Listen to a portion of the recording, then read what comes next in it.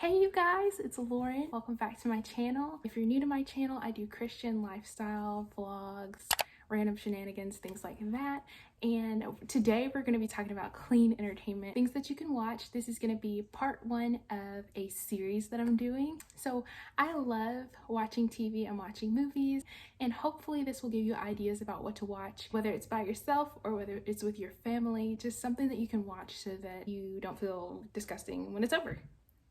Alright, so let's get started. All of the videos that I mentioned will be in the description box. I'm going to link trailers below for as many movies as I can because I think it's just helpful. I want you to know that everything in this video is going to be from Netflix. Before we get started, I want to talk about 3 tips that you can use when you're trying to decide what you're going to watch. I am a Christian, and so I like to kind of guard my heart and what I watch. I don't like to watch crazy stuff. I don't know about you, but I don't like hearing a lot of cussing, sex. I don't really want to see that. Violence doesn't really bother me that much, but whatever triggers you, I would say don't watch it. And if something that I recommend to you is something that you wouldn't watch, don't watch it. Just because I said it. There are 3 main tips that I use when I'm trying to decide what I'm gonna watch. Okay, so the first tip is that I usually go for movies and TV shows that are G, PG, or PG-13. Sometimes I'll do TV-14, it just depends. That may sound a little bit extreme to some people to not watch rated R movies, to not watch TVMA stuff, but it helps me to narrow things down into what I will watch. And there are some things that are PG-13 that I think they should probably be rated R, but that's another conversation. So yeah, I avoid anything that's not G, PG, or PG-13. I feel like they're liable to say and do anything in those, so I just kind of try to stay away. Tip number 2 is I use the IMDb Parents Guide. I have the IMDb app on my phone, and I've had it for years and years because I'm kind of nosy and I like to kind of see, okay, who's this actor in this show, or what's their name, or what else have I seen them in. I just like having that app on my phone. And I've also noticed that if I go to the bottom, it'll say Parents Guide, and it'll tell you like ratings for every category of things a parent might be concerned about their child watching. So it has like drugs and violence, profanity, sex and nudity. I go and read under it, and if it seems like something that I wouldn't want to watch, I just don't watch it. I've ruled out so many just by using the Parents Guide. It's really simple. It really makes me sad because sometimes I'll find a movie that I really want to see, but I don't watch it because of what I see in the Parents Guide. I just save myself the trouble. And then rule number 3, finally, if I wouldn't watch it with other people, like my family, my friends, or people from church, I probably shouldn't be watching it by myself.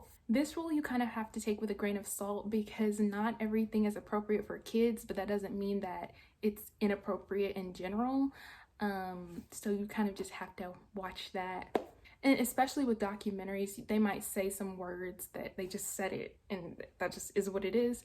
And it doesn't mean that you shouldn't watch a documentary, in my opinion. But for me, like, I have a different tolerance level for documentaries and real life stuff than I do for scripted things.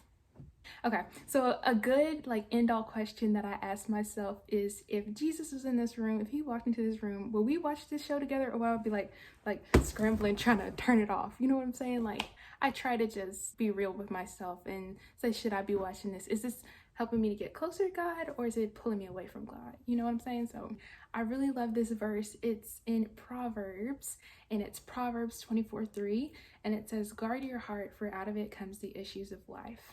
So yeah, just don't watch anything that's gonna make you feel bad. Okay, so now we're gonna actually start to get into my list. I'm so excited.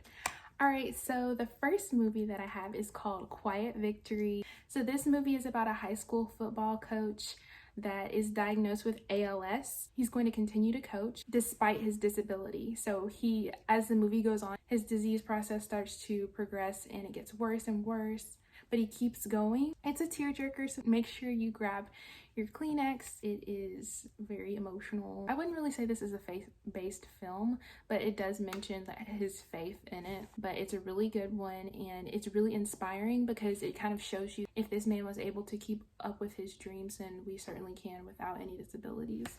So the next one is kind of like one that you would watch on like a chill day. It's Christopher Robin. I know that might be kind of babyish to a lot of people, but I really liked it. It's not something that I would probably rewatch, but it's basically following the life of Christopher Robin, which was Winnie the Pooh's human guy. He's older and it's live action, so I would just like, if you're just chilling and you want some entertainment, maybe you have it on in the background, maybe it's worth watching. I thought it was pretty good. Okay, so this next movie I loved. It was called Greater. It is a faith-based film, and it's the story of Burlsworth, who is an overweight young man who is interested in going to college and playing on the football team. He wants to play for the Arkansas Razorbacks. He loves them so much, and when he first came, he was so out of shape. He thought he just needed to put on weight, and he actually he just ate a bunch of like junk food, and it was really funny. But he has like the most amazing sweet personality, and the movie kind of goes through his life. It is a true story. He steps out on faith because everyone keeps telling him, you can't play football, you're too fat, basically,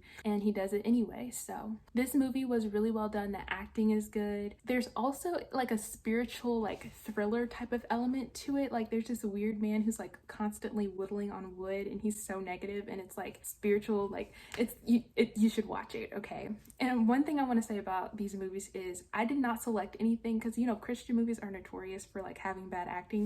I did not select anything that I didn't think was good.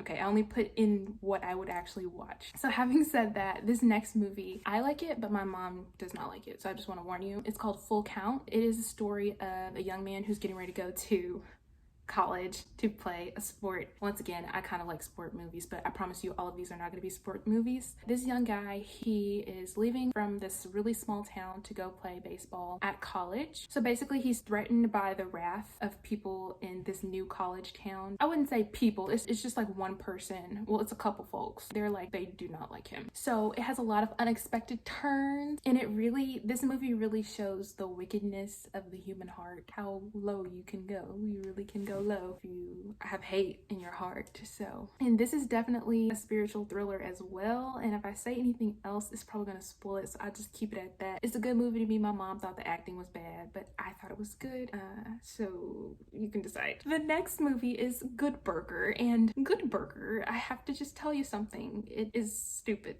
It is so stupid. You could live your life without watching it, but why would you want to do that? Because it's hilarious, okay? It's funny, so maybe you'll get a good laugh. Honestly, it's just like SpongeBob, okay? If you can't watch this and see that Ed is SpongeBob, or that Dexter is Squidward, Dan Schneider is Mr. Krabs, Kurt is Plankton, I don't know what to tell you. I mean, they even had a Krabby Patty looking car because it came out in the 90s. I think it came out before SpongeBob came out, and so it's like they based everything on SpongeBob. I don't know if that's a conspiracy. It's not a conspiracy because it's like the plot is too close. So if you have not watched Good Burger, please go ahead and do that for me. Hey y'all, so I was just editing and I realized that I left an entire movie out. My favorite like movie on Netflix ever. The movie I want to tell you about is called The Same Type of Different as Me, and it's a true story, and it follows this woman named Debbie. She's a woman who volunteers at a homeless shelter, and she pursues this African-American man named Denver. He's really aggressive, he's angry, he's violent, but despite all of that fierceness, she continues to pursue him and try to build a relationship up with him, and her husband is just does not want to do that, but he's doing it for his wife. Her husband comes to the shelter with her, so she continues to try to build a relationship with him. She's really patient, she's really kind, and the movie does a really good job of touching on racial tension in the United States. There's a lot of stuff going on right now, so if you want a feel-good movie about black and white getting along, then I suggest that. The movie is very heartwarming, but it's eye-opening. It has a lot of historical stuff in it, and I love it. Usually I find that the movies that I like the best, they were true stories. I wanted to let you guys know about that movie real quick, and now we'll get back to our scheduled presentation. Okay, a couple more movies. The Case for Christ is about Lee Strobel. He was a journalist. I think it's set in the 70s when he was younger. Basically, his wife converted to Christianity. I think they were both atheists, and he had a really big problem with that. He did not like that, and so he set out to use his journalistic expertise to disprove Christianity. It's the story of him trying to disprove it. Obviously, he doesn't, and he ends up becoming a Christian, and it's just a really good tale. And And I think he came to our church. I really do. He came and spoke at our church. Lee Strobel, he's like an apologist now. The acting is good. I really like that movie. You should check it out. Finally, for the last movie, and then we'll move on to TV shows. The last movie is Pride and Prejudice. I have not watched this one yet. I really want to. I'm trying to read the book. It is the tale of the Bennet sisters. A new guy moves into the mansion nearby. So basically, in those days, in those times, you have a single man. He's just looking for a wife, and it's just understood. So people like get all up in his face, and he tries to pick a wife or whatever because it's kind of like not acceptable. So the Bennet sisters, they go to this ball at his house. The guy who moved into the house, he is okay. He's very mannerable. He's kind or whatever. But his friend is the one who's attractive, and he has like a very bad attitude. He thinks everybody is just heathens and gross and not worthy of his time, and he's just he seems like a jerk. And then finally, I forgot about this. Netflix also has the Gospels acted out verse by verse for Matthew, Mark, Luke, and John. So it's kind of fun to read it and then go watch it. I only have 2 series to talk about. Series are the one thing that I don't really like to waste my time on. You get so wrapped up in it, it wastes so much time. But When Calls the Heart, it's a good show. It was the story of Elizabeth Thatcher, and I think it's set in the late 1800s. She comes from a rich family, and she decides to move to the West so that she can be a school teacher, and her family's kind of like, why would you do that? You're rich, you have everything you need. That's what she wanted to do, so she did it, and she meets the people in the community. And to me, the first and second seasons are the best. That's when the whole cast was there. Like, that's when Aunt Becky was there, that's when Jack was there, and you know, it was just better. I think they're still filming, but I don't watch it anymore. But season 2 is the best. Season 1 and season 2, and then season 3 is okay, and the rest is like And then Victorious. It's all about Tori Vega. They're a cool group of talented friends at Hollywood Arts High School. This is my favorite Nick show besides iCarly. I just think the show is really funny and different. My favorite characters are Andre and Robbie. There's a really close tie between those two. So again, just a disclaimer, these are my picks. I follow my own convictions of what I think God wants me to do, and I hope that you would do that too. These are just some of my favorites. Maybe you know some more, and you can list them down below for other people to see. So thank you so much for watching this video, and I hope that you guys got some ideas about what to watch to guard your heart. In the upcoming videos, I will be letting you know what's on Hulu, PureFlix, which isn't that much, some movies you can rent on Amazon, Disney Plus, Crackle, retro TV. I watch a lot of retro TV, so if you're interested in any of those topics, make sure you subscribe. I also do vlogs. I also do sit down videos like this, and if you have any suggestions or questions or comments, make sure you put them down below. Don't forget to hit that subscribe button and thumbs up this video, and I'll see you guys in the next video. Stay tuned for the new series. Bye bye.